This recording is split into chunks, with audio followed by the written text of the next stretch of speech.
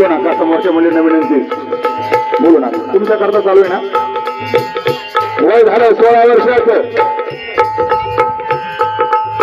कधी महाराजांसमोर बोलावं, विचारावं काय सांगा.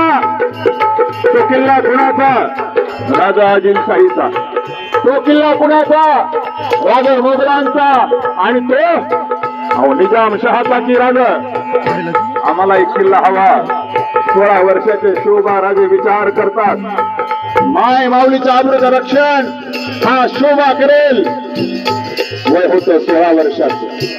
वयाच्या 16व्या वर्षी जगाला तत्वज्ञान सांगणारी ज्ञानेश्वरी माऊलीने सांगितले. माऊली वर्णन करतात, शके 1200 भारोत्तरे काही टीका केले ज्ञानेश्वरे.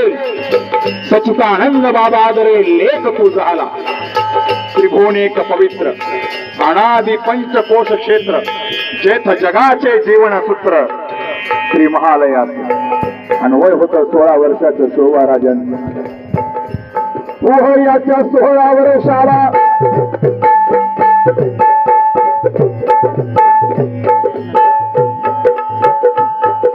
याच्या 16 वर्षाला संघटित करून माऊली आला. संघटित करून माऊली आला. पुणे जिल्ह्यात भोर तालुक्याला स्वयंभू शिवलिंगाला अभिषेक शंभू देवाला प्रार्थना केली समयाला. रज गेले रयेश्वराला रयेश्वराला विराजू रयेश्वराला विराजू रयेश्वराला विराजू.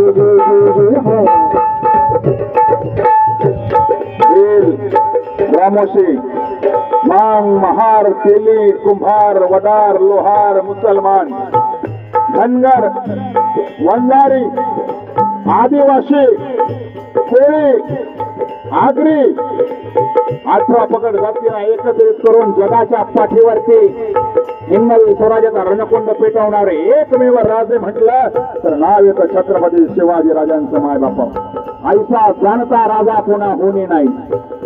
राजे शंभू महादेवाच्या मंदिरात गेले. शंभू महादेवाच्या पिंडीजवळ एक गुरघा राजाने टेकवला. कमरेची तलवार काढली, करंगळीवरती मारली, रक्ताची धार त्या शंभू महादेवावरती अर्पण केली आणि 16 वर्षाचे शोभा राजे गरजले. शंभू महादेवा शक्ती द्या आम्हाला. जगू तरी स्वराज्या करता, मरू तरी स्वराज्या करता. ते हिंदवी स्वराज्य निर्माण व्हावे ही स्त्रीची इच्छा. हर हर महादेवची सिंह गर्जना झाली आणि वयाच्या 16व्या वर्षी हिंदवी स्वराज्याची स्थापना छत्रपती शिवाजी राजाने घेतली. अफजल खान स्वराज्यावरती चालून आला. अफजल खानाचा सामना छत्रपती शिवाजी राजाने केला. शिवभक्त शिवाकाशीत प्रति शिवराय बनून शत्रूच्या छावणीवरती गेले. महाराजांकरता आपल्या प्राणाचं बलिदान दिलं. मायबापा भाजी प्रभू देशपांडे त्या गजापूरच्या गोड किल्लीत थांबले.